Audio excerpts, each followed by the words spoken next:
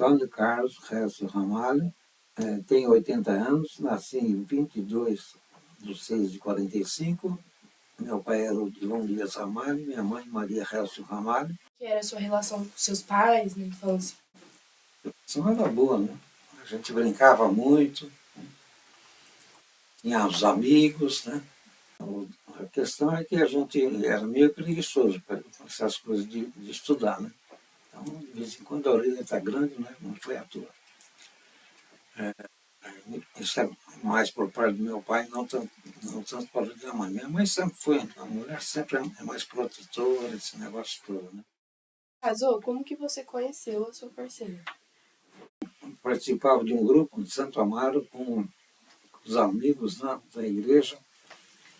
Eu sempre fui ligado à igreja. Esse grupo de jovens, já eram jovens, mais 25 anos, né?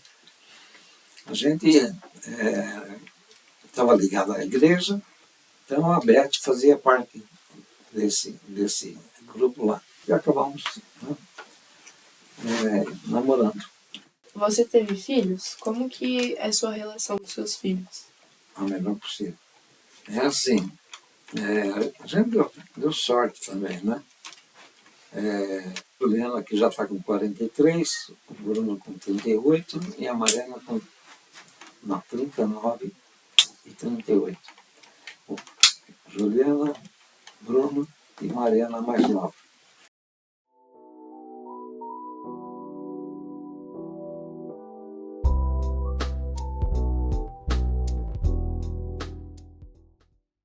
Eu sou Marcos Augusto, sou professor da rede municipal já desde 1982 e também sou coordenador de uma escola.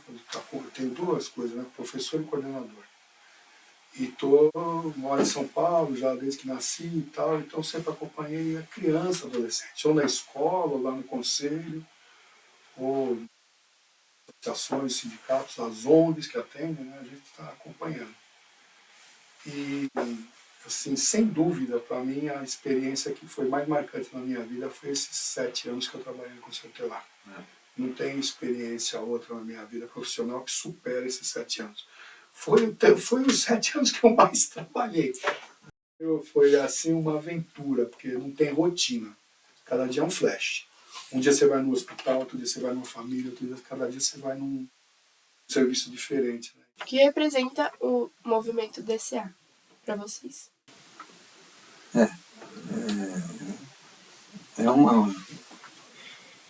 Alguém uma boia no meio do mar aí, né? É algo assim tão importante que é meio difícil explicar. Mas é o único, né, que existe aqui no estado, né, no país, né, buscando proteger a criança e o adolescente. Carlos, acho que o movimento DCA ele é uma experiência pioneira, inédita, na medida que chama as pessoas que não são do governo para trabalhar na execução de uma política pública, para trabalhar dentro de uma entidade que é uma instituição de atendimento público. E não é concurso, é uma eleição, então é uma modalidade nova. Acho que, sendo assim, foi uma experiência nova, experiência pioneira.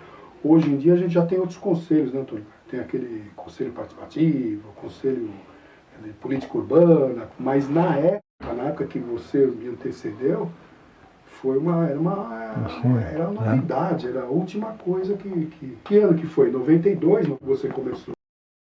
Como foi que você começou a participar do movimento DCA? Foi com a eleição do Conselho Tutelar, né? Lá no Jardim Miriam tem um legal, né? O padre Rezende, né? Na época, falecido já, que ele ia se candidatar, mas acabou não se candidatando. Olha, imagina o Rezende para a cidade de Mar, Jabaquara. Só que ele acabou se desculpando, não, e me chamaram. Então eu acabei me candidatando ao Conselho Tutelar, né? porque na igreja que a gente trabalhava, você tinha creche, você tinha adolescente, né? Essas coisas a gente já estava meio envolvido com isso, né? Que, aliás, é um requisito, né? Então, foi aí que eu entrei. E quais foram suas principais contribuições no movimento? Bem, aí tem as lutas que a gente conseguiu, né? Ele é um prédio abandonado, né? Porque a família, ligada ao transporte, tinha ali, mesmo abandonado, permitia que os funcionários que trabalhavam no transporte tivessem uma moradia, né? Então, até o terceiro andar, quarto andar, era fechado daí para cima. E os funcionários se dividiam ali, davam acabamentos, esse negócio tudo, e moravam lá. Os pais falecem e os filhos querem saber da herança. Aí, o que o advogado orientou eles? Quebra a passagem do quarto para o quinto, deixa tudo invadir. E foi aí que a polícia, a justiça, acabou com o mandato lá de reintegrar. E a gente ficou sabendo disso no dia anterior, chegamos lá de madrugada, umas 6 horas, meio cedo, 5 e pouco, para ajudar a levar o despejo, né? Eram 8 andares do prédio lá, e muita gente pobre, veio polícia, veio bombeiro, foi um sufoco do cão. Inteirinho, a gente acabou se comunicando com o Dr. Clinton, e esse promotor acabou aparecendo lá, dando uma força. Eu sei que a gente foi até o escritório dele com alguns moradores para fazer uma petição, né, contrariando essas coisas. Então, ele conseguiu do juiz que fosse dado mais 6 meses, né, para os proprietários darem dinheiro para voltar para a terra deles, né, pagar o transporte, essas coisas, e a prefeitura conseguir moradia, essas coisas. Eu sei que a gente conseguiu esses 6 meses a mais aí, voltou tudo de novo. A gente chorava do quê? De alegria. Se não foi desconfortável para você, como que o momento do falecimento da dona Terezinha Helena impactou você? Uma perda danada, uma perda danada. A gente ia na casa dela de vez em quando, né? Ela guardava muito material, como vocês sabem, né? Eu estive no hospital 2 vezes, ela teve um AVC, não reconhecia mais, né? Então você conversava com uma pessoa que ouvia, ela ouvia, né? Isso é a última coisa que a gente perde da fala, né?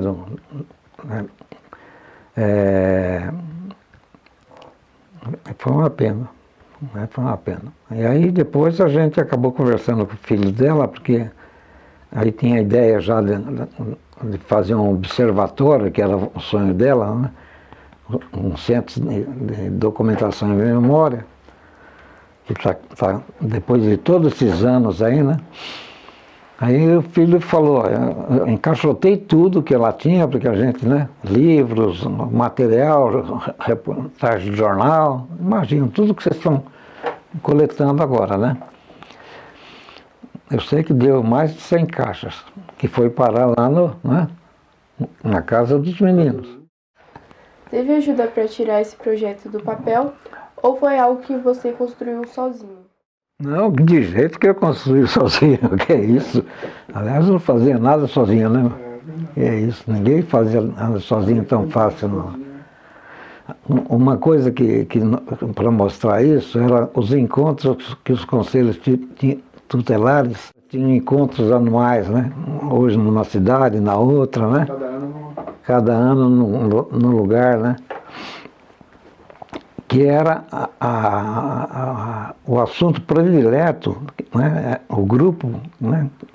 Eram diversos grupos que se dividiam com assuntos separados. Mas o assunto que merecia, às vezes, ter 2 grupos, era de troca de experiência. Né? Como é que eu faço certa situação e como é que você faz? Né? Um exemplo, sei lá, você tem aí um adolescente que está dando problema, como é que a gente encara, como é que não encara, como é que resolve, né? Tem situações que são meio delicadas também, mas a experiência do grupo, né, das pessoas, você não fica sozinho numa coisa dessa. Como era a situação das crianças e adolescentes antes da atuação do movimento? Que a criança não tinha direito nenhum, né? As mães perdiam as crianças assim como um salário de deles, né? Ele lembrou o artigo 23, parágrafo único, que fala que não pode, a falta a condição, né, financeira, que não consegue dar alimentação, esse negócio todo, né? Motivo, não pode ser motivo para tirar a criança de ninguém. Que mensagem você deixaria para a nova geração sobre a importância de lutar pelos direitos? Isso, a gente sempre torce que seja um pouco por berço, por exemplos, né? E se deixem de brigar pelos direitos deles, que eles são afetados, ou de alguém que eles saibam, né? O que dá para fazer, não se conforme com isso, né? Procurar ajuda, né, para poder resolver o problema, né, se for o caso, né? O jovem também, Antônio Carlos, ele tem que estar engajado. Ele tem que estar engajado numa coisa coletiva. Vocês viram que a gente sozinho, a gente andava muito junto, o Terezinha, Antônio Carlos e outros tantos, né? Precisava fazer uma lista aqui, porque se falar um, falar o outro, vai dar um monte de gente que andava junto, que a gente se reunia mensalmente, semanalmente, quinzenalmente, todos com a mesma ideia, todos com o mesmo objetivo. Então eu acho que os jovens agora, eles precisam estar engajados em alguma coisa. Me dá uma ideia para viver, me dá uma ideologia para viver, porque eu preciso ter alguma coisa para lutar. Mais do que